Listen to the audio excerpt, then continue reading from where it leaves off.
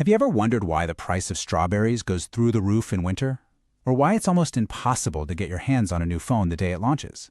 Well, a huge part of the answer comes down to one of the biggest ideas in all of economics: supply.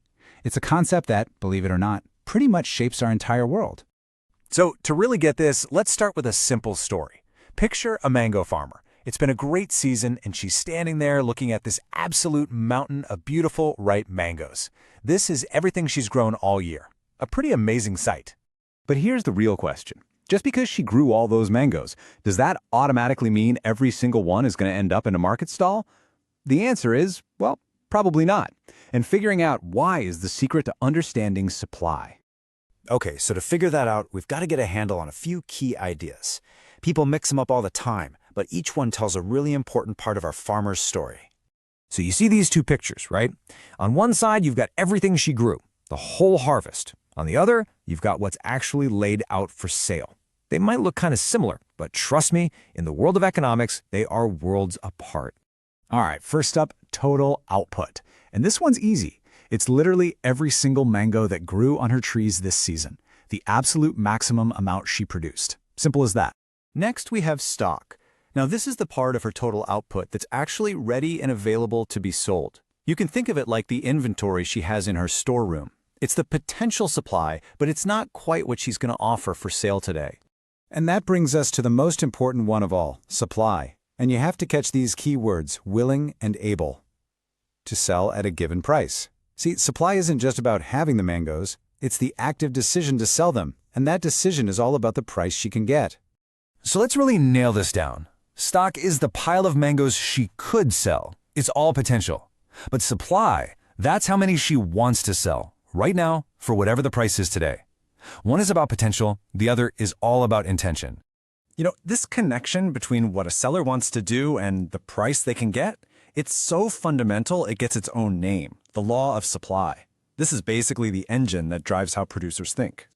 The famous economist Paul Samuelson put it really well. He basically said that supply is just the relationship between the price in the market and how much stuff producers are actually willing to put out there. Simple, right? But it's so powerful. Now, this table makes it super clear. Just look at the numbers for our mango farmer. When the price is way down at, say, 10 rupees a kilo, she's not that motivated. She only brings 100 kilos to the market. But what happens when the price jumps to 50 rupees? Bam! She's supplying 500 kilos. It's simple, right? Higher price, more incentive to sell. And if you take those numbers and throw them on a graph, this is what you get, the supply curve. The key thing to notice here is the shape of that line.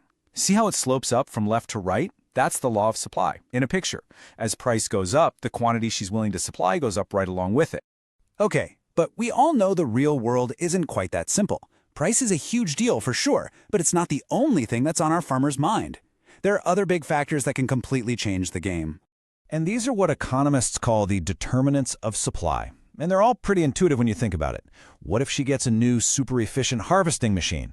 Well, that's better technology, so she can supply more. But what if the price of fertilizer suddenly goes way up? That's a higher cost of production, so she might supply less. Things like good weather, new roads to the market, even what she thinks prices will be next month, all of this stuff can totally shift her plans. And this leads to a really important distinction. When it's just the price that changes, we're just moving along that supply curve we already drew. But when one of those other things changes, like a new government tax or a great monsoon, the entire curve itself actually moves, either left or right. This slide shows you exactly what I mean. On the left, you've got expansion. That's just price doing its thing. The price went up, so she supplied more, moving up the line. But look at the right. That's an increase. The whole curve has shifted. This means something else happened. Maybe her costs went down, so now she's willing to sell more mangoes at every single price. All right, so just when you think you've got it all figured out, the law of supply, like any good rule, has some really cool exceptions. These are the weird cases where more money doesn't mean more supply. Let me just ask you this.